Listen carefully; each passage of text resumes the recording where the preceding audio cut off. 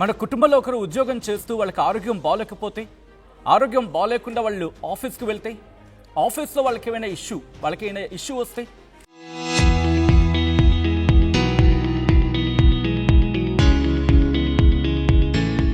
ఆ యాజమాన్యం వాళ్ళని హాస్పిటల్కి తరలించకపోయినా పర్వాలేదు, కనీసం కుటుంబానికైనా చెబితే, లేకపోతే హాస్పిటల్కి తరలిస్తే, ఈ రెండూ చేయకపోయినా కనీసం వాళ్ళ పట్ల కాస్తంత కనికరం చూపించినా పర్వాలేదు. మరి ముఖ్యంగా ఆఖరి క్షణం ఒకవేళ వాళ్ళు మరణించారనుకుందాం, అదైనా ఆ కుటుంబానికి చెప్పాలి కదా. అలా చెప్పకుండా రోడ్డు మీద పడేస్తే, ఇదే ప్రస్తుతం హైదరాబాద్లో జరిగింది. మానవత రోడ్డు మీదకి వచ్చేస్తుంది. మనిషి అనే వ్యక్తి అసలు ఉన్నాడా? జాలి దయాకరుణ ఇలాంటి ఉంటాం కదా, వాటి జాడెక్కడైనా ఉందా? ఇదే క్వశ్చన్ రైజ్ అవుతుంది ఇప్పుడు ఈ స్టోరీ వింటే. హైదరాబాద్ ఎర్రమంచిల్ గలేరియా పీవీఆర్ మాల్లో దారుణం జరిగింది. యాజమాన్యం నిర్లక్ష్యంతో ఉద్యోగి చనిపోయాడంటోంది ఆ కుటుంబం. కొన్నేళ్లుగా హౌస్ కీపింగ్ సూపర్వైజర్గా పనిచేస్తున్నాడు సత్యనారాయణ. ఛాతిలో నొప్పి వస్తుందని ఇంటికి వెళ్తానని చెప్పుకొచ్చాడు యాజమాన్యానికి. అయినా పీవీఆర్ మాల్ యాజమాన్యం పట్టించుకోలేదు. దీంతో నొప్పితోనే డ్యూటీ చేస్తూ సత్యనారాయణ హఠాన్ మరణం చెందారు. సినిమా ప్రొజెక్టర్ ముందే పడిపోయారు సత్యనారాయణ. చనిపోయినా కూడా కనికరం చూపలేదు ఆ యాజమాన్యం. గుట్టు చప్పుడు కాకుండా సత్యనారాయణ భౌతికాయాన్ని ఫుట్పాత్పై పడేసింది థియేటర్ యాజమాన్యం. ఎంత అమానవీయమిది! ఓ మనిషి, ఎక్కడ నువ్వు?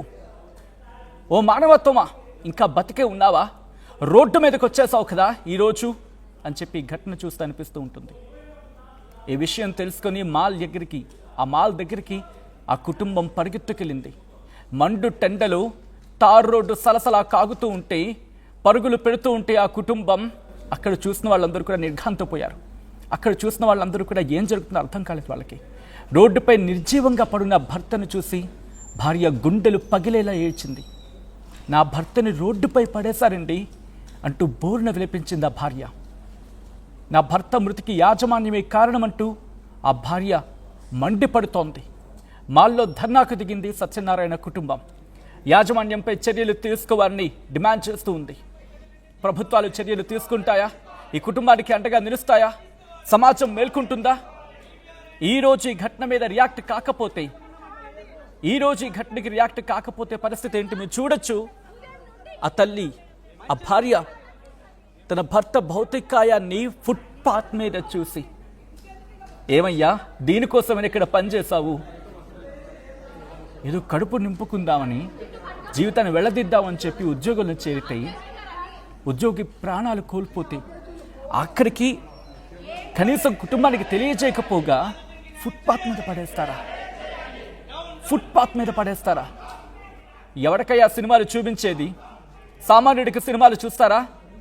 ఈరోజు ఈ ఘటన తర్వాత మీరు సినిమా చూడడానికి వెళ్తే సత్యనారాయణ భౌతికాయమే మీకు కళ్ళ ముందు కదలాలి. ఇలాంటి యాజమాన్యానికి మనం పెంచి పోషిస్తోంది డబ్బులిచ్చి అని చెప్పి ఆలోచించుకోవాలి. ఆ కుటుంబం చేస్తున్న ఆరోపణలకు సంబంధించి, ఆరోపణ కాదు, ఆ కుటుంబం మాట్లాడుతున్న మాటలు చూస్తూ ఉంటే గుండెలు పగిలేలా ఉన్నాయి.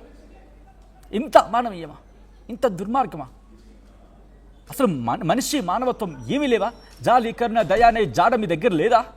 ఇదే క్వశ్చన్ కదా రైజ్ అయ్యేది. And PVR should react on this. అసలు ఏం జరిగింది? ఒక మనిషికి ఒంట్లో బాగలేకపోతే, ఒక ఇష్యూ ఉందని చెబితే,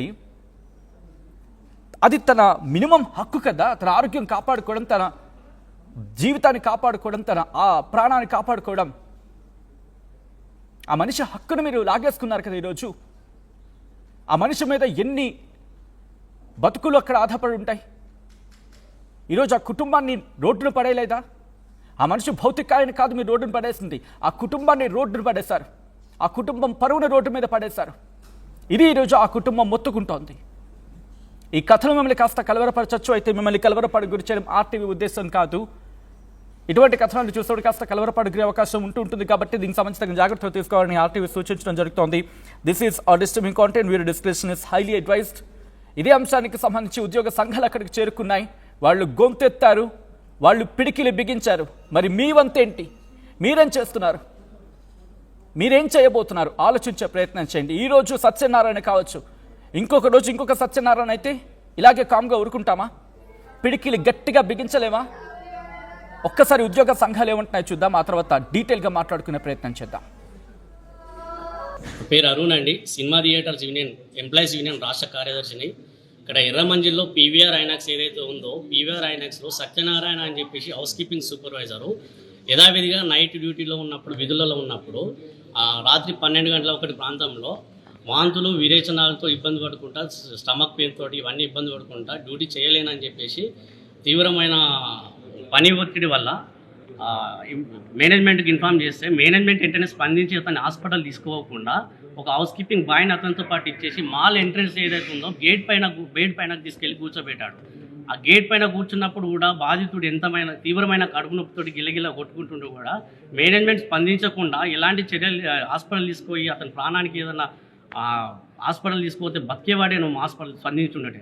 అలా స్పందించకుండా బాధితుని బయటకు పంపించేసి బాధితుడు తీవ్రమైన కడుపు నొప్పితోటి కుటుంబ సభ్యులకు ఇన్ఫర్మేషన్ ఇచ్చారు. 3 గంటల ప్రాంతంలో కుటుంబ సభ్యులకు ఇన్ఫర్మేషన్ అతని బ్రదర్ వచ్చాడు. బ్రదర్ వచ్చేసి ఇమీడియట్లీ అప్పుడు పక్కన ఉన్న హాస్పిటల్ తీసుకెళ్తే అప్పటికే పల్స్ రేట్ అనేది పడిపోయింది. డాక్టర్లు ఇమీడియట్లీ తీసుకొచ్చేసినప్పుడు, సార్ చాలా లేట్ చేశారు, మీరు 12-1 గంటల ప్రాంతంలో అయినప్పుడు ఇమీడియట్లీ తీసుకొస్తే బాధితుడు బతికేవాడేమో, కానీ ఇప్పుడు ఆల్రెడీ పల్స్ రేట్ అనేది 90% పడిపోయింది, మేమేం చేయలేమని చెప్పేసి ఆల్రెడీ బాధితుడు చనిపోయాడని పంపించండి. సో మేమేం బాధితురాలి కుటుంబ సభ్యులతో కూడా మాట్లాడితే బాధితునికి 3 పిల్లలు అండి, 2 ఆడపిల్లలు 1 కొడుకు, చిన్న పిల్లలు ఉన్నారు. అతనికి 18,000 జీతం అంటారు. ఇక్కడ 18,000తోటి తల్లి కూడా పెరాలసిస్ తోటి మంచాన పడి ఉంది. ఇప్పుడు కుటుంబ పెద్ద సంపాదించేవాడే ఇప్పుడు చనిపోయినాడు పీవీఆర్ ఐనాక్స్ మేనేజ్మెంట్ వల్ల, పని ఒత్తిడి వల్ల. ఇప్పటికి కూడా మేము యూనియన్ నాయకులం వచ్చాము, పోలీసు వాళ్ళు వచ్చారు, మీడియా మిత్రుల వాళ్ళు వచ్చారు, ఇంతమంది వచ్చినా కూడా పీవీఆర్ ఐనాక్స్ మేనేజ్మెంట్ వాళ్ళు మాత్రం రాలేరు, బాధితుని పరామర్శించలేరు, బాధిత కుటుంబాన్ని ఇప్పటివరకు మాట్లాడింది లేదు, ఏది లేదు. మేము ఇప్పటివరకు దాదాపు మేము 7 గంటల నుంచి వచ్చాము మేము యూనియన్ నాయకులం, తర్వాత మీడియా వాళ్ళు వచ్చారు, పోలీసు వాళ్ళు వచ్చారు, కానీ మేనేజ్మెంట్ మాత్రం రాలేదు. ఇక్కడ ఉన్న ఆ లోకల్ చిన్న క్యాడర్ వాళ్ళు ఉన్నారు, సెక్యూరిటీ సూపర్వైజర్, వాళ్ళేం చెప్తారు, వాళ్ళేం మాట్లాడతారు, ఏం లేదు. పీవీఆర్ బయటనే గేట్ బయట ఉన్నది, అంబులెన్స్లో ఉన్నది. కానీ వాళ్ళ ఎంప్లాయ్ చనిపోతేనే ఇంత నిర్లక్ష్యంగా వ్యవహరిస్తున్నారు అంటే మిగతా ఎంప్లాయ్లకు ఏం రక్షణ ఇస్తున్నారు? అదే ఒక సూపర్వైజర్ చనిపోతేనే ఇట్లుంది. ఒక సూపర్వైజర్ ఇంత క్లీనింగ్ లేకపోతే ఇక్కడ పాప్కార్న్ పడుతుంది. బాధ్యత భార్య కూడా ఇందాక మాట్లాడింది మీతో, ఒక పాప్కార్న్ పడితే ఫోన్ చేసి మరీ టార్చర్ చేస్తారంటే ఏం క్లీనింగ్ చేసావు అని చెప్పేసి. మ్యాన్ పవర్ 4 ఇచ్చేసి మొత్తం 6 7 స్క్రీన్లు 8 స్క్రీన్లు, లాబీ, క్యాంటీన్ ఇవన్నీ క్లీన్ చేయాలి. ఎక్కడ కూడా క్లీనింగ్ ప్రాసెస్ ఏమో కొంచెం ఇదైనా కూడా బాధ్యత ఏ టైంలో నైట్ అంతా డ్యూటీ చేసి వెళ్తాడు, ఇంత మార్నింగ్ పడుకుంటాడు, అయినా ఫోన్ చేసి టార్చర్ చేస్తాం. ఇంత పని ఒత్తిడి ఉంటుంది, మ్యాన్ పవర్ ఉండదు, ఏముండదు. ఇప్పుడు బాధితులు 3 పిల్లలు ఉన్నారండి, 3 పిల్లల భవిష్యత్తు ఏం కావాలి, బాధితురాల భవిష్యత్తు ఏం కావాలి? ఆ మాట మనిషి బయటకు వెళ్ళి ఆ పిల్లల్ని ఎలా పోషించగలుగుతుంది? ఇప్పటి వరకు కూడా మేనేజ్మెంట్ అనేది దిగి రాలేదు. ఇంత మొండి వైఖరా వీళ్ళకు? 10 మంది చేసే పనిలో 1-2 పెట్టి మేనేజ్మెంట్ చేస్తానండి, హెచ్ఆర్లు మేనేజ్మెంట్ వాళ్ళ. పీవీఆర్ ఐనాక్స్ లో గతంలో కూడా మేము బాగున్నాయి సార్. పీవీఆర్ ఐనాక్స్ లో గతంలో ఆడపిల్లల మీద సెక్సువల్ హరాస్మెంట్ ఉంటాయండి. ఇప్పటికి కూడా మా దగ్గర లేబర్ ఆఫీస్ లో డిపార్ట్మెంట్లో కొన్ని కంప్లైంట్స్ ఉన్నాయి, టీమ్స్ కూడా కంప్లైంట్స్ ఉన్నాయి. ఇవన్నీ కూడా ఎఫ్ఐఆర్ అయినా జరిగింది. సార్ నా పేరు కల్పన. ఇక్కడ వర్క్ ప్రెజర్ ఎంత ఉంటుందంటే అసలు తను నైట్ డ్యూటీ చేసి వచ్చినా కూడా ఆడిటింగ్ అయినా సరే అది క్యానల్ కింద ఇంత పాప్కార్న్ ఉన్నా ఒక టిష్యూ ఉన్నా కూడా ఫోన్ చేసి మళ్ళీ తిడతారు సార్, ఫొటోస్ లేవు, అవి లేవు, ఇవి లేవు అని వర్క్ టెన్షన్ పెడతారు. ఇంటికి వచ్చినా సరే నిన్న తనకి హెల్త్ బాగాలేదని వాళ్ళ ఎగ్జిక్యూటివ్కి ఫోన్ చేసి, సార్ నేను ఈరోజు డ్యూటీకి రాలేను, నా హెల్త్ బాగాలేదంటే, లేదు ఈరోజు నువ్వు రావాల్సిందే, రేపు వీక్ ఆఫ్ తీసుకో అని చెప్పడం వల్ల మా ఆయన అసలు డ్యూటీకి వచ్చింది సార్. పేటరావు అనే ఎగ్జిక్యూటివ్కి ఫోన్ చేసింది సార్, మా ముందరనే నాకు హెల్త్ బాగాలేదు, ఆల్రెడీ అత్తమ్మకు మొన్న పెరాలసిస్ వచ్చి శాలిని హాస్పిటల్లో అడ్మిట్ చేసినాం సార్. డిశ్చార్జ్ అయ్యి వచ్చింది, రీఓపీకి నిన్న పోయినాము, తను కూడా చేత కావట్లేదు అంటూ నేను రానంటే కూడా బలవంతాన డ్యూటీకి పిలిచారు సార్ నిన్న. సరే పిలిచిన వాళ్ళు పిలిచారు, ఇక్కడ హెల్త్ బాగాలేకుంటే ఇక్కడ దగ్గర పట్ల మస్తు హాస్పిటల్ ఉన్నాయి, వేస్తే నేను వచ్చి బిల్లు కట్టుకునేదాన్ని కదా సార్. ఇప్పుడు నా బాధ ఎవరు చేస్తారు? నాకు చిన్న పిల్లలు ఉన్నారు, నాకు కష్టమైంది, అసలు అది మాటలు కూడా చెప్పుకోవడానికి గుర్తులేదు సార్. నాకు ఎట్లా బతకాలో కూడా అర్థం అవుతలేదు సార్. కాదు తన ఇంచుమించు నా పెళ్లి కాకముందు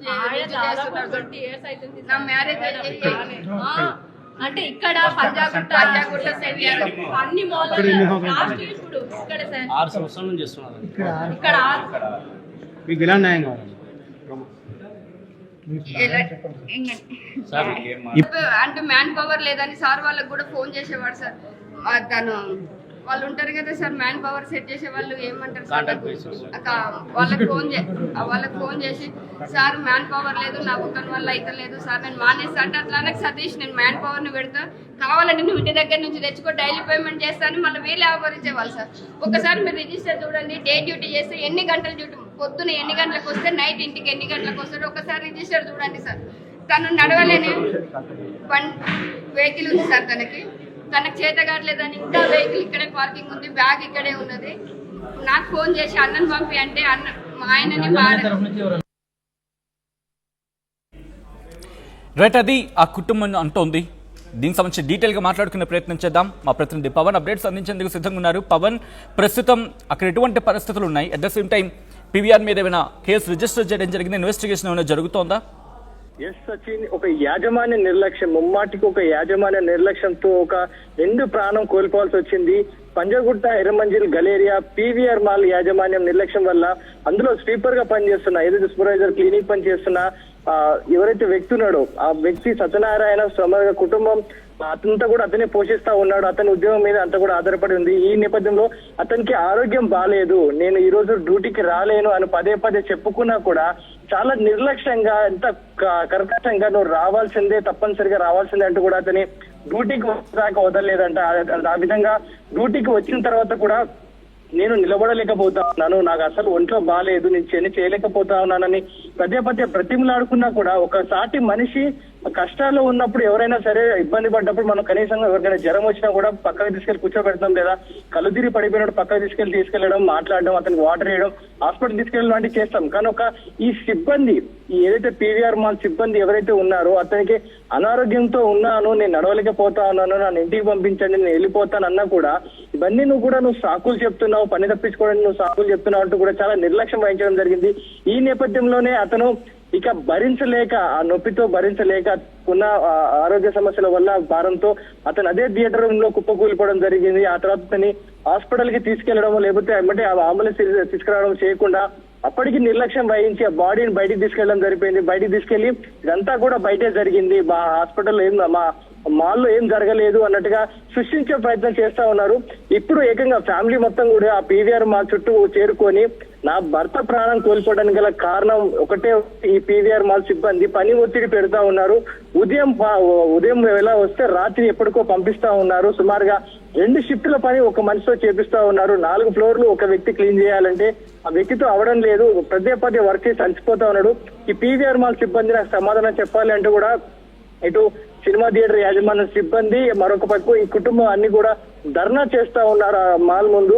ఇప్పటికి కూడా కనీసం అంతమంది సిబ్బంది వచ్చి ఎవరైతే ఉన్న థియేటర్ యాజమాన్యం కావచ్చు, మిగతా బయట థియేటర్ యాజమాన్యం, యూనియన్ లీడర్స్, ఇలాగే కుటుంబ సభ్యులు ధర్నా చేస్తున్నా కూడా పీవీఆర్ మాల్ సిబ్బంది వచ్చి మాట్లాడడానికి కూడా నిరాకరిస్తా ఉన్నారు. మాకే సంబంధం లేదు అన్నట్టుగా వ్యవహరిస్తున్నారు. ఎవరి పని వాళ్ళు చూసుకుంటూ లోపల సెక్యూరిటీ వాళ్ళని లోపల రానికుండా బయట నిర్వహించే ప్రయత్నం చేస్తా ఉన్నారు. కానీ దీనిపై మేము పోరాడతాం, దీనిపై కేసు పెడతాం. ఎందుకంటే ఒక వ్యక్తి ప్రాణం కోల్పోవడానికి గల కారణం ఈ సిబ్బంది, ఆ మేనేజర్ ఎవరైతే ఉన్నారో, ఈ అతనిపై సూపర్వైజర్ ఎవరైతే ఉన్నారో ఆ సమయానికి ఆరోగ్యం బాగాలేదు, నేను వెళ్తాను అని పదే మొత్తుకున్నా కూడా పంపించకుండా, అంటే ప్రాణం పోయేదాకా, ప్రాణం కళ్ళ ముందే పోతున్నా కూడా చూస్తాను అన్నట్టుగా అంత రాక్షసంగా, కర్కశంగా వ్యవహరించిన వ్యక్తులపై కఠినమైన చర్యలు తీసుకోవాలంటూ కూడా ఆ కుటుంబ సభ్యులు ఆవేదన వ్యక్తం చేస్తా ఉన్నారు. ఈ మేరకు వీరు పంజగుట్ట పోలీస్ స్టేషన్ లో కూడా కేసు నమోదు చేయడం జరిగింది. దీనిపై మాల్, ఏదైతే పీవీఆర్ మాల్ పై యాక్షన్ తీసుకుంటామంటూ కూడా పోలీసులు చెప్తా ఉన్నారు. సచిన్.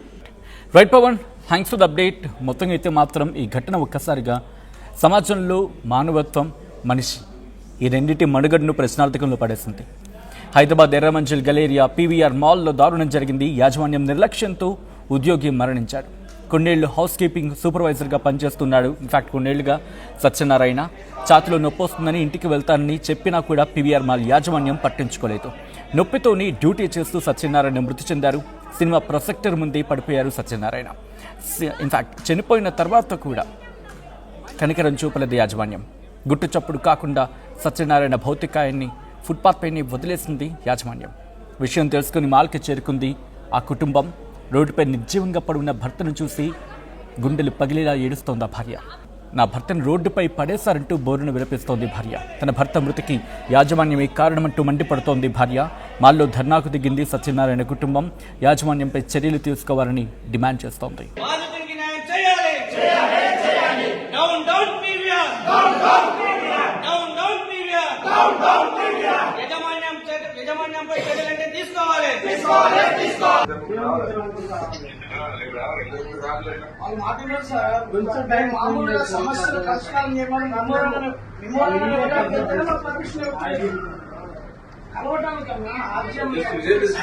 ఓకే.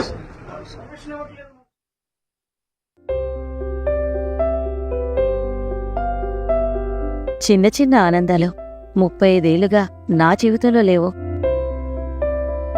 35 ఏళ్లుగా నేను డైపర్లలో బ్రతికాను. 6 సెంటీమీటర్ల ఫిస్టులా నా మూత్రాశయంలో లీక్ కారణమైంది. ఎవరూ నాకు సహాయం చేయలేకపోయారు. ఏఐఎన్యూలో వైద్యులను కలిసే వరకు. అక్కడ వారు రోబోటిక్ శస్త్రచికిత్సతో నాకు పరిష్కారం ఇచ్చారు. వారు నా ఆత్మవిశ్వాసాన్ని కూడా తిరిగిచ్చారు. Precision Care makes it possible. The Center for Robotic Surgery at AINU. 148 plus student-led startups, 11 exited startups, 12 cash flow positive startups. KL deemed to be university. CBSE 2026 10th ఫలితాలలో Sri Chaitanya school all India all time record. Sri Chaitanya all India top mark 500కి 499, ఆపైన 2, 498, ఆపైన 9, 497, ఆపైన 19, 496, ఆపైన 41, 495, ఆపైన 59, 490 మార్కులు, ఆపైన 268 మంది విద్యార్థులు. అన్ని బ్రాంచీలలో 100% పాస్ పర్సెంటేజ్. దేశం మొత్తంలో ఇంతటి ఫలితాలు ఒక్క శ్రీ చైతన్య స్కూల్ కే.